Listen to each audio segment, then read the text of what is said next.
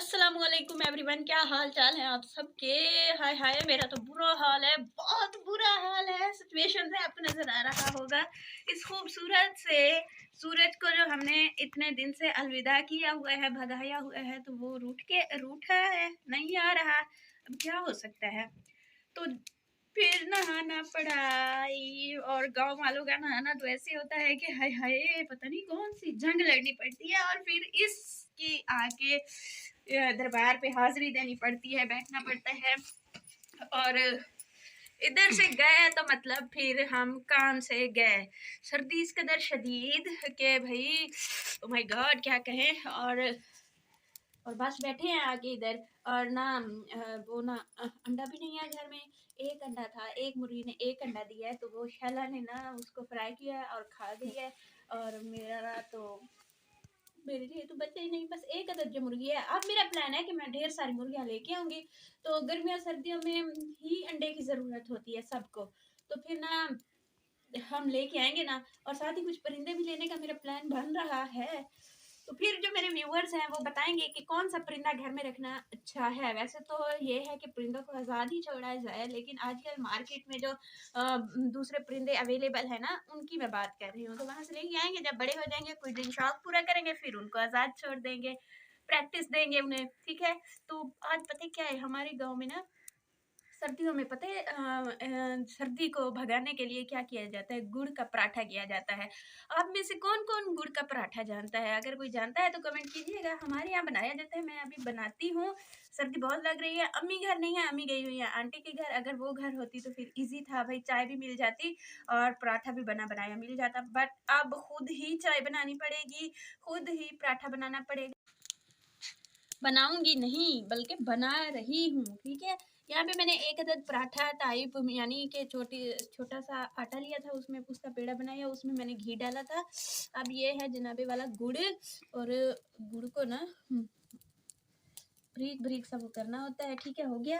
अब इसी के ऊपर जो है ना एक अदद और पराठा वो बना के डाला जाता है। इसमें पता है ये मैं तो ऐसे ही जस्ट फॉर्मेलिटी पूरी कर रही हूँ। इसमें तिल डाले जाते हैं, इसमें ड्राई फ्रूट्स, बादाम, गिरी और जो भी हो आपके पास वो डाले जाते हैं। और फिर इसमें ना देसी घी डाला जाता है या मक्खन डाला जाता है, तब ये जाके लोग यहाँ के, और मतलब मेरी जब नानी अम्मा थी या बाकी सब, तो वो इस तरह से इसको बना के खाते थे। थोड़ा सा पुश करेंगे, एक साइड अच्छे से पक चुकी है, ओह वहां से जल गया।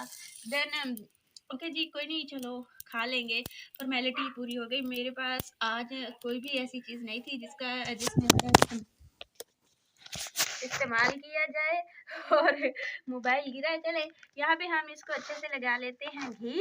और घी लगाने के बाद उसकी दूसरी साइड जो है ना, उसको भी घी लगाएंगे।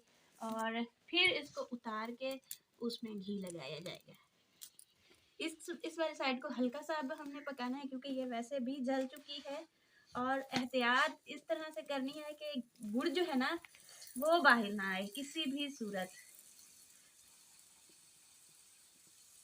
अब जब होगा ना वो ये कि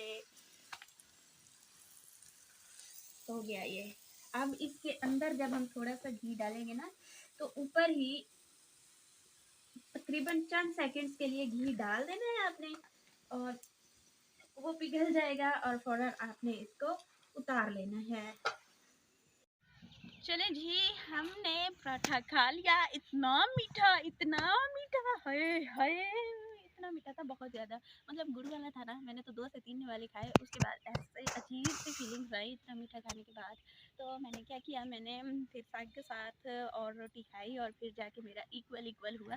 बैलेंस करने के बाद ज़रूरत हो रही थी चाय की। चाय इतनी मैं पीती हूँ, इतनी पीती हूँ जिसकी कोई हद नहीं। यानी सुबह से लेके अब तक मैं 3 बार चाय पी चुकी हूँ, और अब का टाइम जो हो रहा है वो 2 बज चुके हैं।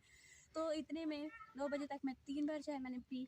अब फिर से चाय पीने की जो है ना ट्राई कर रही हूँ। मेरा दूध ख़त्म हो गया, तो हम आए हैं यहाँ से एक अदद बंदा ढूंढने के वो हमें मिल जाए, और वो जाके वहाँ से दूध ले आए, ठीक हो गया।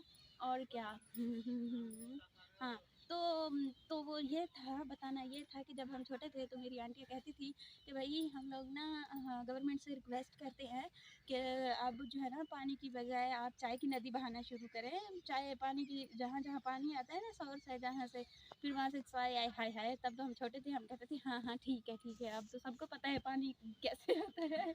तब हम बड़े खुश होते थे कि हाँ, ऐसा हो जाए तो हम सारा दिन चाय में डुबकियाँ लगाएँगे।